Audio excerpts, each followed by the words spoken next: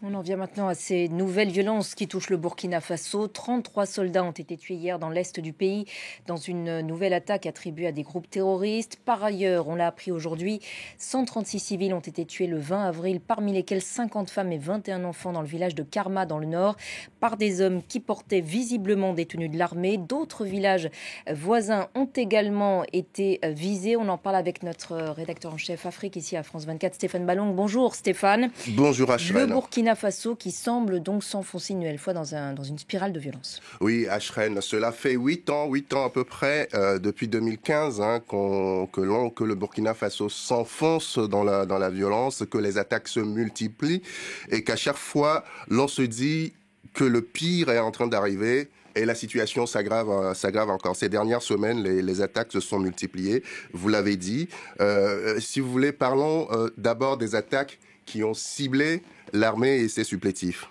Vous évoquez la dernière en date, tout à l'heure, celle qui a fait 33 morts hier, le 27 avril, à Ougarou. On peut le voir sur la carte dans l'est du pays, laquelle attaque l'armée affirme, dans laquelle l'armée burkinabé affirme avoir tué elle aussi ou neutralisé, ce sont les mots de l'armée burkinabé, des terroristes.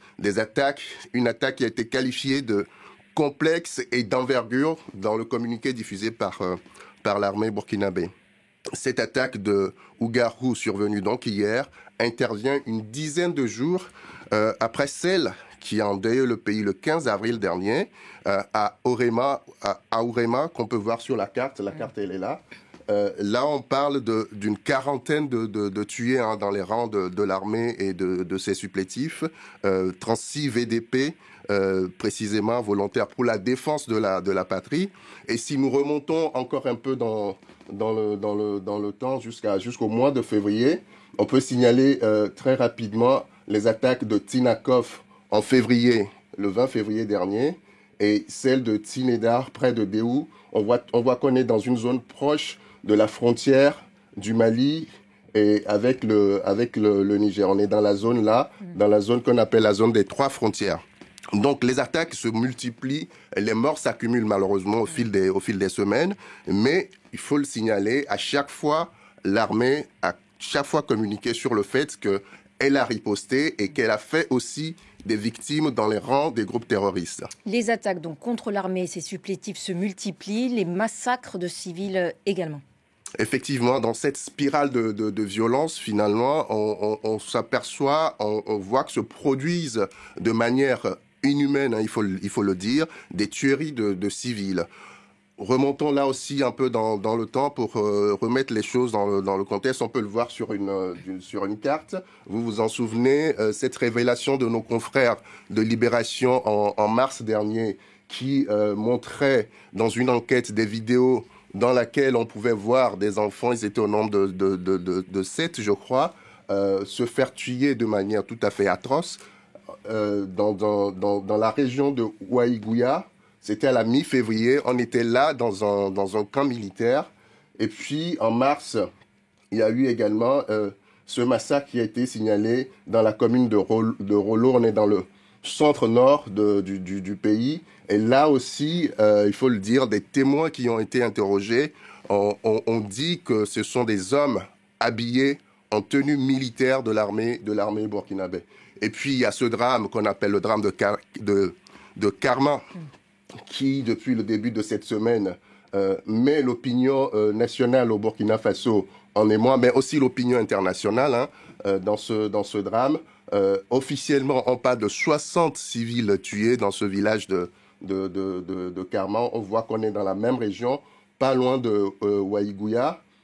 Mais selon les associations de civils, les ONG qui sont sur le terrain, le bilan dépasserait les 100 civils tués. On parle même de 150 personnes tuées. Et là aussi, les témoins qui ont participé, qui ont vécu ce drame, qui ont assisté à ce drame, parlent d'hommes habillés en tenue militaire qui auraient commis ce massacre-là. Nos confrères du Monde ont sorti une enquête hier dans laquelle ils ont pu interroger quelques-uns de ces rescapés. L'un d'entre eux le dit de manière très claire. ce sont des hommes habillés en tenue militaire qui ont commis ce massacre. Nous pouvons l'écouter si le son est disponible. C'est un document du Monde, une enquête qui a été publiée hier, qui montre donc des images atroces, je vous le disais tout à l'heure, de victimes massacrées dans un village, des victimes sur lesquelles on a tiré à bout portant, et des témoins qui le disent aussi, qui affirment avoir été contrôlés par les militaires et ensuite avoir assisté à cette tuerie. Et on va justement écouter ce document. Nous étions dans le village et nous avons vu les soldats arriver. Nous étions contents car nous pensions qu'ils venaient en protecteur. Ils nous ont demandé de venir. Quand nous les avons rejoints, ils nous ont demandé d'aller chercher nos pièces d'identité. Nous y sommes allés, puis ils nous ont dépouillés de tout, de notre argent, de nos pièces d'identité, et ils ont commencé à faire l'appel.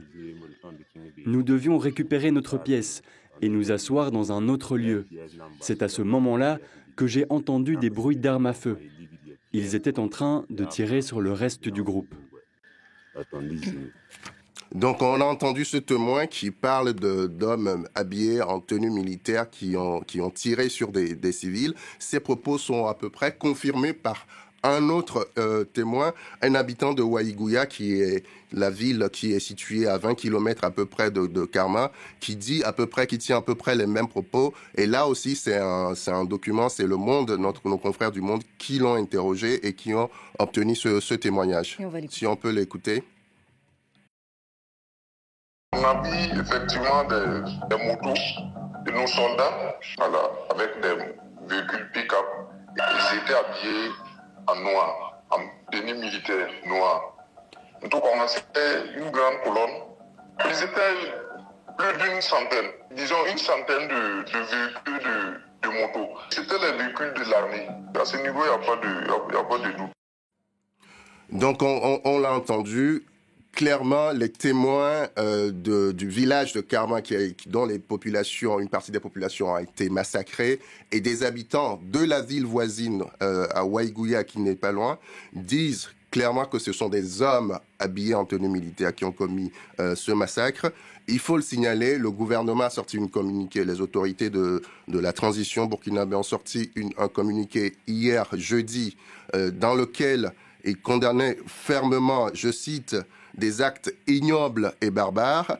La CEDEAO, qui est la communauté économique des États de l'Afrique de l'Ouest, communauté à laquelle appartient le Burkina Faso, a également fait sortir un communiqué dans lequel la CEDEAO dénonce donc des attaques lâches et barbares. Et pour finir, il faut le dire, le procureur de la région de Waiguya, où ont été commis ces drames, a fait une sortie en début de cette semaine pour bien préciser qu'une enquête a été ouverte, pour faire toute la lumière sur cette affaire, et les autorités assurent qu'ils feront tout ce qui est dans leur pouvoir pour que lumière soit faite sur cette affaire.